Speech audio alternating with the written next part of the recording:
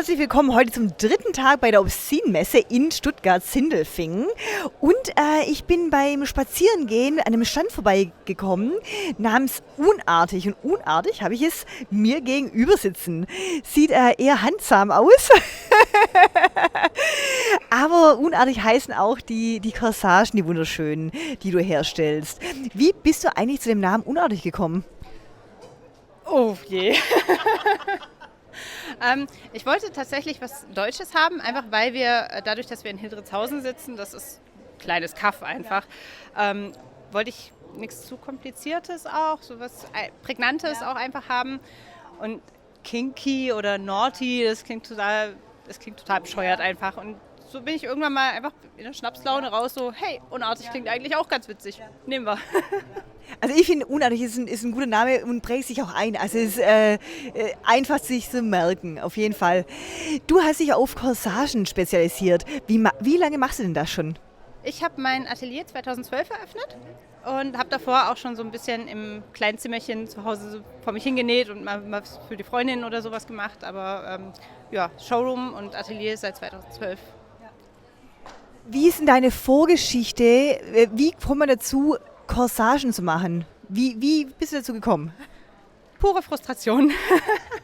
Also ich habe mit 15, 16 rum in der Grufti-Szene zieht man natürlich Korsetts an, weil das gehört zum guten Outfit dazu. Die ich aber zu dem Zeitpunkt mir auch leisten konnte, da war ich einfach sehr unglücklich mit der Passform, mit der Qualität. Das waren halt so, Billigteile einfach.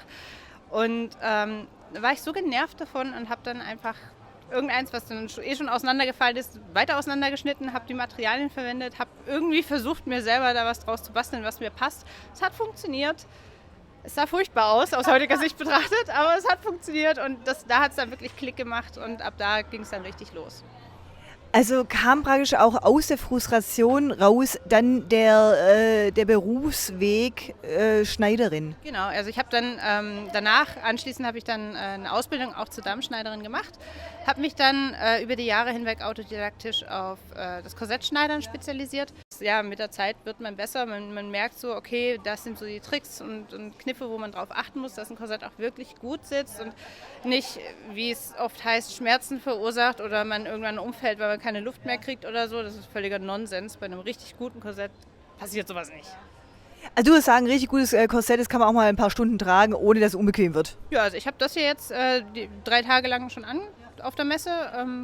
Funktioniert super, stützt den Rücken natürlich ungemein. Also es ist gerade auf Messearbeit oder sowas. Das sitzt echt angenehm. Ja. Als auch bei Rückenproblemen, sehr gut. Aber die Krankenkasse übernimmt leider nichts. Das leider nicht. Nein, leider nicht. Aber ich habe tatsächlich auch für Menschen mit Skoliose kann ich auch Korsetts machen, eben als Maßanfertigung dann natürlich. Zwar nicht zur Korrektur, weil medizinische Korsetts, da habe ich einfach die Ausbildung nicht dafür, aber ich kann damit arbeiten. Also dass es wirklich stützt, aber nichts korrigiert, aber wirklich nur stützt und ein bisschen die Asymmetrie auch ausgleicht. Das ist auch kein Ding. Also das ist gut machbar. Finde ich spannend, weil also ich komme auch ein bisschen aus dem Sportbereich, also kann mir gut vorstellen, dass es hilft, ja. Was hast du denn so für Kunden? Wer kauft deine Corsagen? Oh, alle, also wirklich quer fällt ein, pauschal kann man sagen, so den den Kunden habe ich eigentlich gar nicht so sehr. Es ist von Mädels, die eben auch im professionellen Bereich tätig sind, Burlesque-Tänzerinnen habe ich einige. Ich habe eben auch Leute, die sagen, ich muss den ganzen Tag im Büro sitzen, mein Rücken tut weh, ich möchte gerne eine Stütze haben, also wo es dann gar nicht so sehr um die Taillenreduktion geht, sondern wirklich nur dieser Stützeffekt gefragt ist. Was ganz arg süß war eine ältere Dame, die ich würde schätzen so Mitte 60 war, die gerne wieder in ihre alten Kleider passen wollte und halt ein relativ schlechtes, hautfarbenes Korsett wollte für unten drunter zu tragen. Einfach, dass sie wieder in ihre alten Kleider, weil sie sind so schön, aber sie passt einfach nicht mehr rein. Und das war wirklich süß. Und auf der anderen Seite habe ich natürlich sehr viele Bräute auch, also die dann für ihren wichtigsten Tag im Leben gerne ein tolles, maßgeschneidertes Korsettkleid haben möchten. Und natürlich Fetischisten, männlich, weiblich. Ich habe Transsexuelle, einige, die eben auch so eine schöne weibliche Figur haben möchten, was natürlich durch ein Korsett gut machbar ist. Crossdresser habe ich, alles Mögliche, wirklich. Also so den einen Kundenstamm habe ich eigentlich gar nicht. Wie kommt es jetzt, dass du hier auf einer BDSM-Erotikmesse bist? Naja, also zum einen komme ich auch ein bisschen aus der Szene. Also ich bin auch auf Veranstaltungen unterwegs gewesen jetzt, weil in Stuttgart ist es ein bisschen mau geworden, was das angeht. Aber naja, Korsetts und Fetisch und BDSM, es gehört irgendwie auch zusammen, ja klar. Und die Obscene findet in Sindelfingen statt. Ich bin quasi ums Eck, also da konnte ich mir die Chance einfach nicht entgehen lassen. Aus was für Materialien bestehen denn deine Corsagen? Also vom Futter her, also ich habe meine Korsetts sind mindestens dreilagig verarbeitet. Also man kann natürlich noch als Bonus noch ein extra Satinfutter oder dergleichen ordern. Aber standardmäßig bestehen die aus 3 Lagen Stoff. Das ist einmal ein hautfreundliches Baumwollfutter, ein stabiles Zwischenfutter und dann der Oberstoff, frei wählbar, Leder, Lack, meistens jetzt aus Satin. Kann man sich aussuchen, was man will. Dann die Stäbchen sind aus Edelstahl gearbeitet, also da verbiegt sich auch nichts irgendwie falsch oder piekst oder bricht sogar oder was weiß ich, was wir alle schon gehört. Ich achte dabei auch sehr auf die Qualität meiner Materialien, also wenn man bei mir ordert, dann kriegt man nicht irgendeinen Kram von Südostasien oder sowas, sondern ich achte darauf, dass meine Materialien auch größtenteils aus Deutschland oder wenigstens der EU stammen. Einfach weil ich wirklich will, dass meine Korsetts sollen wirklich halten und sollen auch über Jahre hinweg gerne getragen werden. Und wenn jemand sich ein weiteres Korsett von mir ordern will, dann bitte nicht, weil es kaputt gegangen ist oder sowas, sondern weil man einfach gerne noch ein weiteres haben möchte. Ja, also du achtest sehr viel auf Qualität, das finde ich wichtig. Ist auch gut, weil es gibt so viel Müll auf dem Markt. Es ist wirklich so. Ich habe auch schon sehr, sehr viele schlechte Corsagen gehabt in meinem Leben. Sag mal, wenn Leute bei dir bestellen möchten, wie können sie denn das am besten machen? Oder wie gehst du vor? Wie funktioniert es, wenn ich jetzt sage, du, ich möchte jetzt ein Korsett haben? Leute können sich bei mir melden, per Telefon, Facebook, E-Mail oder dergleichen. Termin vereinbaren bei mir im Atelier. Und dort können wir dann gerne das komplette Design, also wenn man schon eine Vorstellung hat, besprechen.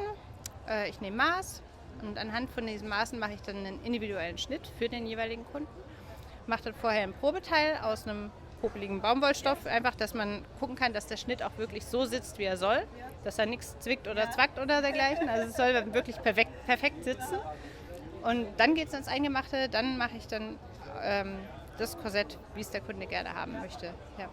Ich habe jetzt über die letzten Jahre, wie gesagt, ich habe ein Atelier seit 2012, also das ist schon eine ganze Weile. Ich habe anhand von den Durchschnittsmaßen von meinen Kundinnen habe ich jetzt eine kleine Standardgrößenlinie entwickelt. Einfach zum mal anprobieren, auch hier auf der Messe, dass man einfach mal das Tragegefühl auch kennenlernt. Genau. Wenn jetzt eins von diesen Standardgrößen-Korsetts perfekt passt, dann kann man sich auch eine Maßanfertigung eigentlich sparen, weil das ist ja dann auch. Was ist denn bis jetzt das ausgefallenste Korsett, welches du bis jetzt gemacht hast? Da geben sich 2 eigentlich, ja, da habe ich 2. Also das eine wäre für einen Kunden, der mehrfach auch schon Korsetts für mich gekauft hat, bestellt hat. Das wäre ein Korsett-Body aus Lack, komplett verstärkt, also wirklich komplett verstärkt. Also das war eher eine schusssichere Weste quasi als ein Korsett. Das wäre Nummer 1 und Nummer 2 wäre eben für den gleichen Kunden ein Korsettkleid, was wirklich bis zum Boden ging, komplett ein Humpelkleid. Von hier oben inklusive komplett Torso bis Boden lang. Ja. Das sind so die 2 krassesten Korsetts, die ich bisher gemacht habe. So, für alle, die es Lust haben, von Unartig vielleicht doch dann auch mal ein tolles Korsett zu haben oder sie einfach mal besuchen zu kommen. Ich werde auf jeden Fall alle Social Media, Website und alles unten in der Box einblenden. Dann bitte einfach mal schauen und dich googeln und vielleicht einen Termin vereinbaren, um ein Korsett zu machen. Und ich sage jetzt einfach noch herzlichen Dank, Unartig. Und ich wünsche noch einen wunderschönen Tag heute hier auf der Obscene Messe. Und wir sehen uns sicher später nochmal. Dankeschön. Dankeschön.